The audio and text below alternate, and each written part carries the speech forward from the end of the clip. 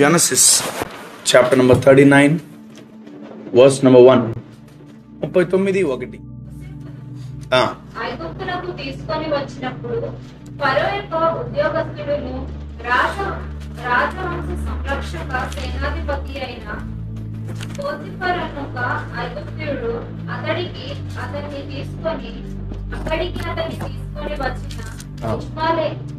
ఇష్మాయేలీయుల యొద్ద అతన్ని యెహోవా యోసేపుకు తోడై ఉండెను గనుక అతడు వర్ధిల్లుచు తన యజమానులకు ఆ ఐగుప్తుని ఇంట ఉండెను.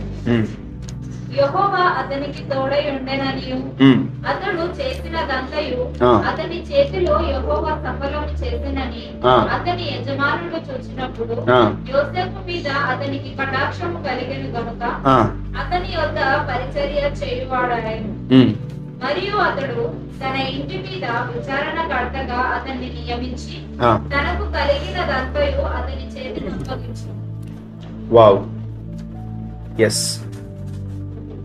అతడు తన ఇంటి మీదను తనకు కలిగినదంతటి మీద అతని విచారణకర్తగా నియమించిన కాలం మొదలుకొని యెహోవా యోసేపు నిమిత్తము ఆ ఐగుప్తుని ఇంటిని ఆశీర్వదించు. యెహోవా ఆశీర్వాదము ఇంటిలోనేమి పొలములోనేమి అతనికి కలిగిన సమస్తం మీద ఉండేది. చాలు. Title the blessing of Joseph. యోసేపు యొక్క ఆశీర్వాదాలు.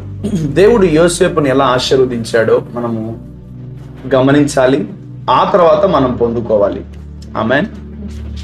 యోసేపు ఐగుప్తునకు తీసుకొని వచ్చినప్పుడు ఫరో యొక్క ఉద్యోగస్తుడు రాజ సంరక్షక సేనాధిపతి అయిన పోతీఫరును ఒక ఐగుప్తుడు అక్కడికి అతన్ని తీసుకొని వచ్చి ఇష్మాయేలు యొద్దకు అతనిని కొనెను.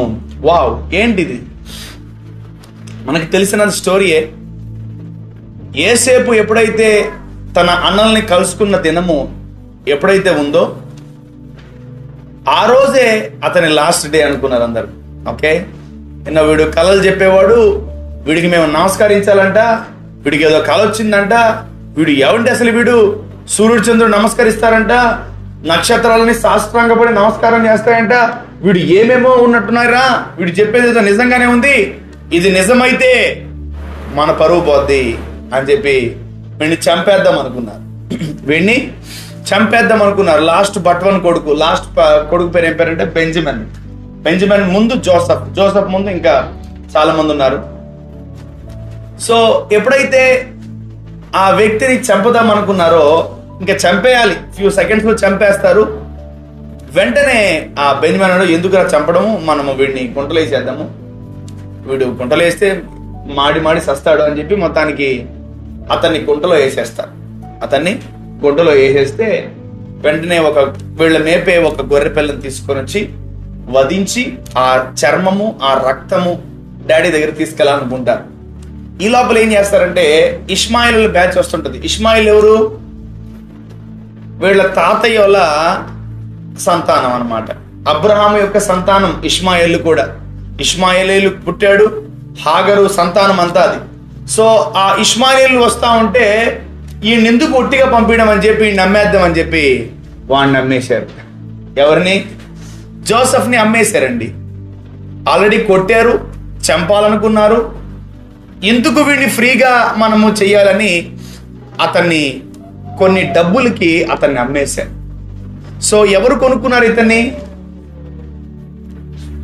ఇష్మాయేలు కొనుక్కొని అతన్ని ఆ గుంటలో నుంచి బయటికి తీసి లేపి అతను నేరుగా ఈ ఇష్మాయేలు ఎక్కడ పనిచేస్తున్నారంటే ఐగుప్తులైన పోతీఫర్ ఇంట్లో పనిచేస్తున్నారు ఇష్మాయేలు. అక్కడ ఎంతమంది దాసులు కావాలి, సర్వెంట్లు కావాలి, చాలా మంది హెల్పర్స్ కావాలి, కాబట్టి వీడు మనకు పనికొస్తాడని చెప్పి మొత్తానికి కొనుక్కున్నారు. ఎవరిని? జోసెఫ్ని కొనుక్కున్నారు. ఎవరు అమ్మేశారు? సొంత ఇంట్లో వాళ్ళు అమ్మేశారు. సో మొత్తానికి అతన్ని కొనుక్కున్నారు. He's a blessed person. Joseph is a blessed person. అతన్ని కొనుక్కున్న తర్వాత అతను నేరుగా ఎవరి దగ్గర తీసుకెళ్లారు? ఇష్మాయేలు పోతిఫర్ దగ్గర తీసుకెళ్లారు. ఐగుప్తులో యోసేపు ఐగుప్తునకు తీసుకొని వచ్చినప్పుడు ఫరో యొక్క ఉద్యోగస్తుడకు రాజ సంరక్షక సేనాధిపతి అయిన పోతీఫరును ఒక ఐగుప్తుడు ఉండెను. అతను తీసుకొని వచ్చి ఇష్మాయేలు యొద్దకు నతనిని కొనెను. అంటే ఇప్పుడు ఎవరు కొనుక్కున్నారు జోసెఫ్ని? ఫస్ట్ ఇష్మాయేలు కొనుక్కున్నారు. తర్వాత ఇష్మాయేలు దగ్గర నుంచి ఎవరు కొనుక్కున్నారు? పోతీఫరు కొనుక్కున్నాడు. ఆమేన్. ఫైనల్లీ శత్రువులు డెన్లో ఉన్నాడు. ఎవరు? మరి ఇన్ని రకాలుగా ఎవడు అమ్ముడుపోడు? ఇన్ని రకాలుగా ఎవడు అమ్ముడుపోడు? ఇతని జీవితంలో ఏ తప్పు చేయకపోయినా ఇతను అమ్ముడుపోతున్నాడు. అమ్ముడుపోతూ కూడా మౌనంగా ఉన్నాడు. ఈ పాటికి మనమైతే డాడీకో మమ్మీకో ఫోన్ చేసేటోళ్ళం, మన ఇంట్లో వాళ్ళకి ఫోన్ చేసేటోళ్ళం, రకరకాలుగా ఏదేదో అయిపోయింది అది. కానీ అతనికి ఆ టైంలో ఫోన్ లేదు, ఏం లేదు. మొత్తానికి అది అమ్మబడాల్సిన అవసరత ఉంది కాబట్టి అమ్మబడ్డాడు. ఎందుకంటే ఆ దర్శనానికి ఈ యొక్క శ్రమకి చాలా అర్థం ఉంది.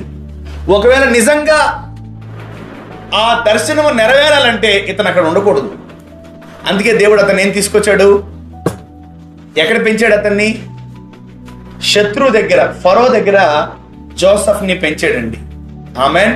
సో అలాగే మనం చూసుకున్నట్లయితే మోషేని కూడా దేవుడు ఆ ఫరో దగ్గరే పెంచాడు. ఎవరు కుమారుడు ఆయన? ఇజ్రాయేల్ ప్రజల్లో ఒకానొక స్త్రీకి పుట్టినటువంటి కుమారుడు ఆయన. ఆయన ఎవరి దగ్గర పెరిగాడు? ఫరో దగ్గర పెరిగాడు. ఫరో కుమార్తె దగ్గర పెరిగాడు అనమాట. ఇప్పుడు ఎవరు మోషే? ఫరో కుమార్తె యొక్క కొడుకే, అంటే దత్త తీసుకున్న కొడుకే. సో ఈ జోసెఫ్ ఫరో దగ్గర జీవించాడు. తర్వాత మోషే ఫరో దగ్గర జీవించాడు. ఆమేన్. సో ఎందుకు దేవుడు ఈ విధమైనటువంటి శ్రమను అలౌ చేస్తున్నాడు అని మనం బాగా ఆలోచిస్తే, కొన్ని దర్శనాలకి, కొన్ని కళలకి, కొన్ని ప్రవచనాలకి శ్రమలు అవసరం. ఆమేన్. అందుకనే ఏమంటాడు మన యోబు? శోధింపబడిన మీదట నేను సువర్ణముగా మారేదని అంటా ఉంటాడు. వావ్. సో వీళ్ళు సువర్ణంగా మారడానికే వాళ్ళు శోధింపబడ్డారు, వాళ్ళు అమ్మివేయబడ్డారు, వాళ్ళు కొనుక్కొనబడ్డారు. ఒకరైతే యేసుప్రభు అన్న ఒకసారి అమ్మివేయబడ్డారు, కానీ జోసెఫ్ 2 సార్లు అమ్మివేయబడ్డాడు. 2 సార్లు అమ్మేశాడు అతన్ని. చూడండి, చదువుమా 2. యెహోవా యోసేపుకు తోడై ఉండెను గనుక ఎక్కడ? శత్రువుల దగ్గర కూడా జోసెఫ్ వర్ధిల్లుతున్నాడు. Amen. Hallelujah. So today's sermon is all about the blessing of Joseph. అసలు జోసెఫ్ ఎలా బ్లెస్ అయ్యాడు, జోసెఫ్ దగ్గర ఆశీర్వాదాలు ఎలా ఉన్నాయో మనం చూసుకుందాం. యా.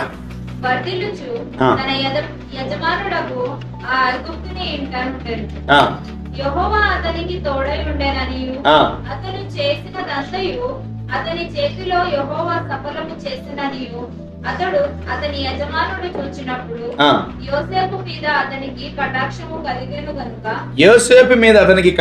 కలిగెను గనుక అతని యొద్ద పరిచర్య చేయువాడాయెను. ఆమేన్. ఫస్ట్ ఏమైంది? పరిచర్య అంటే స్లేవ్, అంటే ఒక పనివాడు లాగా జోసెఫ్ అక్కడ జాయిన్ అయ్యాడు. పెద్ద దర్శనం గల్లోడే, వాళ్ళ నాన్న పెద్ద కోటీశ్వరుడు, వాళ్ళ తాత ఇంకా కోటీశ్వరుడు. కానీ ఏ ఆశీర్వాదాలు కూడా జోసెఫ్ అనుభవించలేకపోతున్నాడు. ఉన్న పణంగా అతను ఎక్కడికి వచ్చేసాడు? బయటకు వచ్చేసాడు. ఏ బ్లెస్సింగ్స్ లేవు, ఏ ఆశీర్వాదాలు లేవు. దేవుడు చూడండి ఎలా తీసుకొస్తున్నాడు, ఎలా తన జీవితాన్ని దేవుడు డెవలప్ చేస్తున్నాడు. చూడండి. యా. ఫస్ట్ ఎలా చేశాడు? పనివాడిగా అతను జాబ్ ఎక్కాడు. నెక్స్ట్ మరియు అతడు ఆమెన్. పోస్ట్ మారింది కొన్ని రోజుల తర్వాత. ఫస్ట్ ఏంటి? పని మనిషి. నెక్స్ట్ తన ఇంటి మీద విచారణకర్త. విచారణకర్త అంటే ఏంటి?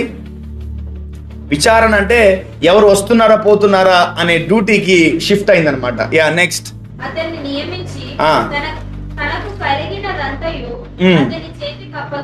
ఇంకో ప్రమోషన్ వచ్చింది. ఫరో లేదా పోతీఫరు ఏదైతే సంపాదించాడో, ఏదైతే ఆయన దగ్గర ప్రాపర్టీస్ ఉన్నాయో అవన్నీ ఎవరికి హ్యాండ్ ఓవర్ చేశాడు? జోసెఫ్ నువ్వు చూసుకో అని అకౌంటెంట్ గా, పిఏగా ప్రమోట్ అయ్యాడు. ఎవరు? జోసెఫ్. దేవుడు ఎలా అంచెలంచెలుగా దేవుడు జోసెఫ్ ని బ్లెస్ చేస్తున్నాడు చూడండి. యా. నెక్స్ట్ అతడు తన ఇంటి మీదను తనకు కలిగినదంతటి మీదను అతని విచారణకర్తగా నియమించిన కాలము మొదలుకొని యెహోవా యోసేపు నిమిత్తము ఐగుప్తుని ఇంటిని ఆశీర్వదించాడు. ఎవరిని? పోతీఫర్ని దేవుడు ఆశీర్వదించాడు. ఎవరిని బట్టి? ఆమెన్. ఒకటే గుర్తుపెట్టుకోండి, లైఫ్ లో మన వల్ల వేరే వాళ్ళకి బ్లెస్సింగే కానీ నష్టం లేదు. ఆమెన్. హల్లెలూయా. నువ్వు ఎవరిని నష్టపరచవు, నువ్వు ఎవరిని నష్టపరచలేవు. ఆమెన్. నువ్వు ఎవరిని మోసం చేయలేవు. ఆమెన్. ఆ అభిషేకం మన మీద ఉంది. ఆమెన్. హల్లెలూయా. దేవుడు ఒకటే అంటున్నాడు, జోసెఫ్ ని బట్టి పోతీఫర్ యొక్క సామ్రాజ్యాన్ని దేవుడు ఆశీర్వదించాడు. ఆమెన్. Yeah, next. యెహోవా ఆశీర్వాదము ఇంటిలోనేమి పొలములోనేమి అతనికి కలిగిన సమస్తము మీద ఉండెను. ఆమెన్. జోసెఫ్ ని బ్లెస్ చేయరా నాయన అంటే ఎవరు బ్లెస్ అయ్యారు? పోతీఫర్ బ్లెస్ అవుతున్నాడు. ఏంటిది? ఇతను కాలుతుందా? మనం ప్రార్థన చేస్తా ఉంటే వేరే వాళ్ళు బ్లెస్ అవుతా ఉంటే మనకు భయంకరంగా కాలిపోతుంది. మీకు కాలుతుంది లేదా అయితే నాకైతే కాలుతుంది. చూడండి ఇక్కడ అతడు తన అందరికి ఓకే, నెక్స్ట్.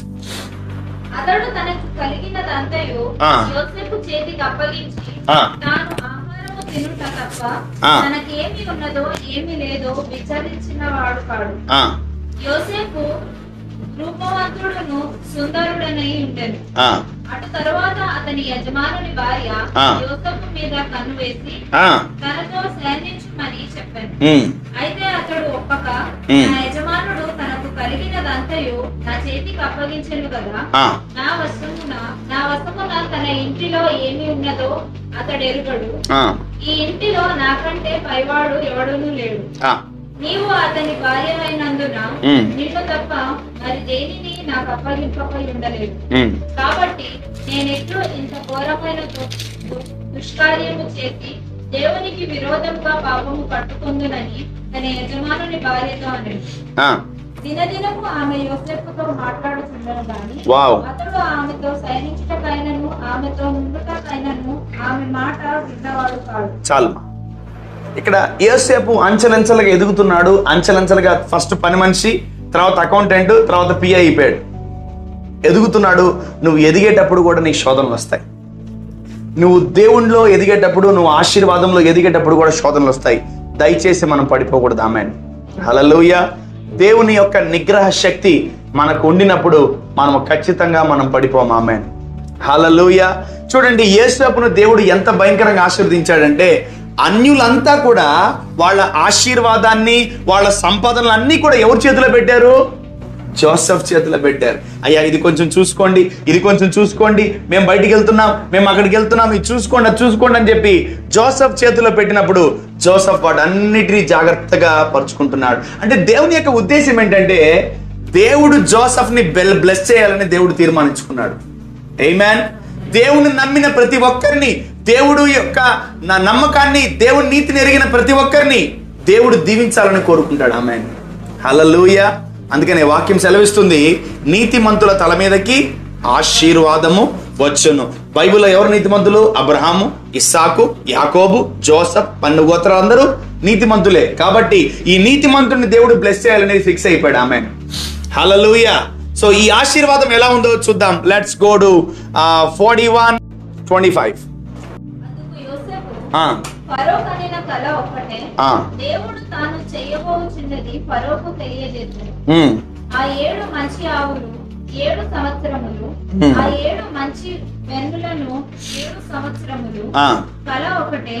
వాటి తరువాత చిక్కిపోయి వికారమైన పైకి వచ్చిన 7 ఆవులను 7 సంవత్సరములు, తూర్పు గాలి చేత చెడిపోయిన 7 పిల్లవెన్నులు, కరువులు 7 సంవత్సరములు. ఓకే. నేను ఫరోతో చెప్పు మాట ఇదే, దేవుడు తాను చేయబోచున్నది ఫరోకు చూపించను. ఇదిగో ఐగుప్తు దేశమంతటను బహు సమృద్ధిగా పంట 7 సంవత్సరములు వచ్చుచున్నది, మరియు కరువు గల 7 సంవత్సరములు వాటి తర్వాత వచ్చును. అప్పుడు ఐగుప్తు దేశమందు ఆ పంట సమృద్ధి యావత్తును మరువబడును. ఆమేన్. చాలు. సో ఫరోకు ఒకసారి ఒక కల వచ్చిందండి. ఏంటి ఆ కల అంటే 7 బలిసిన ఆవులు 7 బక్కచిక్కిన ఆవులు అని కల వచ్చింది. కల వచ్చినప్పుడు వెంటనే జోసెఫ్ని అడుగుతాడు. జోసెఫ్ ఏంటి కల అంటే వెంటనే ప్రార్థన చేసి చెప్తాడు, 7 బలిసిన ఆవులు అంటే 7 సంవత్సరాల ఆశీర్వాదము, 7 బక్కచిక్కిన ఆవులు అంటే 7 సంవత్సరాల కరువు అంటాడు. సో ఎప్పుడైతే ఈ కల భావం చెప్పినప్పుడు వెంటనే ఆ జోసెఫ్ తన టీం అంతా కూడా రెడీ అయిపోతా ఉంటారు. 7 సంవత్సరాలు ఇంకో 7 సంవత్సరాలకు కావాల్సినటువంటి దీవెన, ప్రొవిజన్, అంటే మొత్తానికి 14 సంవత్సరాలకు కావాల్సిన ధాన్యమును జోసెఫ్ సమకూరుస్తాడండి. ఆమెన్. సో అంటే ఆశీర్వాదాల్లో ఎంతైనా దాచిపెట్టుకోవచ్చు. Amen, amen. ఈరోజు నువ్వు బ్లెస్ అవుతున్నావు అనుకో, నువ్వు ఎంతైనా సేవింగ్స్ చేయొచ్చు. ఆమెన్. ఇంకోటి, ఇతను ఒక్కడి కొరకే కాదు, ఇతని దేశం ఒక్కటి కొరకే కాదు, అనేక దేశాలు ఇతని దగ్గరకు వచ్చాయి కరువులో. But still he's not poor. ఎప్పటికైనా దేవుడు మనల్ని ఆశీర్వదించి ఈ జోసెఫ్ ఆశీర్వాదం మన మీద పెట్టును గాక. ఒకవేళ లోకమంతా కరువులో ఉన్నా మనం ఆశీర్వాదంలో ఉండేదము గాక. లోకమంతా కరువులో ఉన్న మనము లోకములో అనేకులు కరువులో ఉన్న వారిని ఆశీర్వదించేదము గాక. ఆమేన్, హల్లెలూయా. సో అటువంటి ఆశీర్వాదం అన్నమాట జోసెఫ్ది. దేవుడు ఎంతటి సామర్థ్యం ఇచ్చాడంటే 14 సంవత్సరాలకి కావలసిన ధాన్యం అంతా 7 సంవత్సరాలు సంపాదించేశాడు. ఎవరు? జోసెఫ్. మిగతా వాళ్ళందరూ ఊర్లు వాళ్ళన్నీ కూడా ఆయా సంవత్సరం ఆయా పంట మాత్రమే ఉంది. హల్లెలూయా. సో మొత్తము జోసెఫ్ ఎన్ని సంవత్సరాలు బ్లెస్ అయ్యాడు? 14 సంవత్సరాలు బ్లెస్ అయ్యాడు. 14 సంవత్సరాల్లో సర్వ సమృద్ధి జోసెఫ్ చూశాడు. ఆమేన్. చెప్పండి, యేసు నామములో దేవా, జోసెఫ్ మీద ఉన్న అభిషేకము, జోసెఫ్ మీద ఉన్న ఆశీర్వాదము నా మీద కృమ్మరించండి. ఆమేన్, ఆమేన్. నిన్న ఏ ఆశీర్వాదం చూసుకున్నాం? యాకోబు యొక్క ఆశీర్వాదం. ఏంట ఆశీర్వాదం? యాకోబు యొక్క ఆశీర్వాదం. ఆశీర్వాదపు పిలుపు వచ్చినప్పుడు వెంటనే రియాక్ట్ అవ్వాలి. ఆమేన్. ఈరోజు మనం కానీ ఆశీర్వాదం పిలుపు వచ్చినప్పుడు వెంటనే రియాక్ట్ కాకపోతే చాలా ఇబ్బందులు పడతాం, చాలా ఇబ్బంది పడతాం. వేరే వాళ్ళు ఆశీర్వాదాలు పొందుకుంటారు, జాగ్రత్త. వేరే వాళ్ళు దీవెనలు పొందుకుంటారు, జాగ్రత్త. ఆమేన్, హల్లెలూయా. సో ఇక్కడ చూడండి, మనము గమనించినట్లయితే జోసెఫ్ ఎటువంటి ఆశీర్వాదం ఉంది? సర్వ సమృద్ధి, అనేకులకి పెట్టే ఆశీర్వాదం దేవుడు జోసెఫ్కి ఇచ్చాడు. Amen. So look at that verse. So మొత్తానికి అది స్టార్ట్ అయిపోయింది. ఆయన పంట పండించడం స్టార్ట్ చేశాడు. 42:6.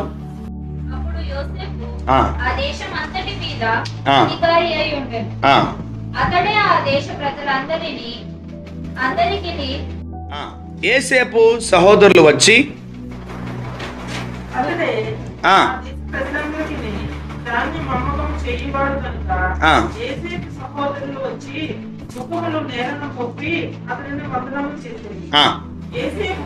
తన సహోదరులను చూచి వారిని గుర్తుపట్టి వారికి అన్యుని వలె కనబడి వారితో కఠినముగా మాట్లాడి మీరెక్కడి నుండి వచ్చిరని అడిగారు. వారు ఆహారం కొనుటకు కానాను దేశం నుండి వచ్చిమనిది. అబ్బా. యేసేపు తన సహోదరులను గుర్తుపట్టిన కానీ వారిని గుర్తుపట్టలేదు. యేసేపు వారిని కూర్చి తాను కనిన కలలు జ్ఞాపకం చేసుకొని మీరు వేపుల వారు ఈ దేశము పుట్టు తెలుసుకొని వచ్చిరని వారితో అనగా. చాలుమా. Wow, great. ఇక్కడ మీరు గమనించినట్లయితే బ్లెస్సింగ్ నెంబర్ 2. బ్లెస్సింగ్ నెంబర్ 1 ఏంటి? అతను కరువు కాలంలో కూడా సర్వ సమృద్ధిలో ఉన్నాడు. ఆమేన్. బ్లెస్సింగ్ నెంబర్ 2 ఏంటంటే అతడు ఒక్కడే దేశాన్ని పోషించాడు. అతడు ఒక్కడే తనకంటే అన్నలని కూడా పోషించాడు. ఆమేన్. అట్టి ఆశీర్వాదం జోసెఫ్ దగ్గర ఉంది. ఆమేన్, హల్లెలూయా. అట్టి ఆశీర్వాదం కూడా మన దగ్గర ఉండును గాక. మనం కంటే పెద్దవాళ్ళని మనం బ్లెస్ చేయను గాక. మనకంటే మన పితరులను మనం బ్లెస్ చేయను గాక. Amen, amen. ఏ ఆశీర్వాదము నచ్చక అతన్ని గుంటలో వేసారో అదే ప్రజలు ఆయన ఆశీర్వాదాన్ని అడగడానికి వచ్చారు. ఆమెన్. నిన్ను ఏ చేత్తో తృణీకరిస్తారో, నిన్ను ఏ నోటితో అవమానిస్తారో, నిన్ను ఏ విధంగా చిత్రహింసలు పెట్టి ఇబ్బంది పెట్టారో అదే మనుషులు వచ్చి నిన్ను ఆశీర్వాదాన్ని అడుగుతారు. Amen, hallelujah. అప్పుడు మనము భయంకరంగా వాళ్ళని బ్లెస్ చేయాలి. Amen, hallelujah. Blessing your families. మీ కుటుంబాలకి మీరు ఆశీర్వాదకరంగా ఉండాలి. Amen. So look at that verse 43:26. వారు తమ చేతుల్లో ఉన్న మానకను ఇంటిలోని పెంచి అనిపించి అతనికి నేలను సాగిలపడు. అప్పుడు మీరు చెప్పిన ముసలివాడైన మీ తండ్రి క్షేమంగా ఉన్నాడా, అతను ఇంకా బ్రతికి ఉన్నాడా అని వారి క్షేమ సమాచారం అడిగినందుకు వారు ఈ దాసుడైన మా తండ్రి ఇంకా బ్రతికి ఉన్నాడు, క్షేమంగా ఉన్నాడని చెప్పి సాగిలపడు. వావ్. జోసెఫ్ కేకలు వచ్చింది. 12 నక్షత్రాలు సాకిలపడి నమస్కారం చేస్తారన్నారు. టైం వచ్చింది, ఆ దర్శనం నెరవేరింది. ఆమేన్. హల్లెలూయా. నీ జీవితంలో నీకు ఇట్టి ఆశీర్వాదం ఉన్నప్పుడు నీ జీవితంలో దేవుడు నీకు ఇచ్చిన దర్శనాలన్నీ నెరవేరుతాయి. ఆమేన్. హల్లెలూయా. మేబీ ఎన్ని సంవత్సరాలు అయిందో నాకైతే తెలియదు, కానీ దేవుడు ఆ కలను, ఆ దర్శనాన్ని దేవుడు నెరవేర్చాడు. ఆమేన్. హల్లెలూయా. 12 నక్షత్రాలు వచ్చి అతనికి ఏం చేశారు? సాగిలపడ్డారు. హల్లెలూయా. ఈరోజు అట్టి ఆశీర్వాదము కూడా మనము కూడా పొందుకున్నదము గాక. అట్టి ఆశీర్వాదం మనము కూడా వెంటనే ఎవరు వచ్చారు? సూర్యుడు చంద్రుడు కూడా వచ్చారు. ఎవరో ఇద్దరిలో కృంగిన దినాల్లో నమ్మకంగా ఉంటావో చెప్తున్నాను సుమా, ఇదిగో అన్యజనుల ప్రాపర్టీస్ కి నువ్వు మెయింటెనెన్స్ గా ఉంటావు. ఆమేన్. కొన్ని రోజుల తర్వాత అయిన నీ అయిపోతాయి. ఆమేన్. హల్లెలూయా. సో అట్టి గొప్ప దీవెన మనం ఎందుకు దిగును గాక. Amen. So let us pray about blessing of Joseph.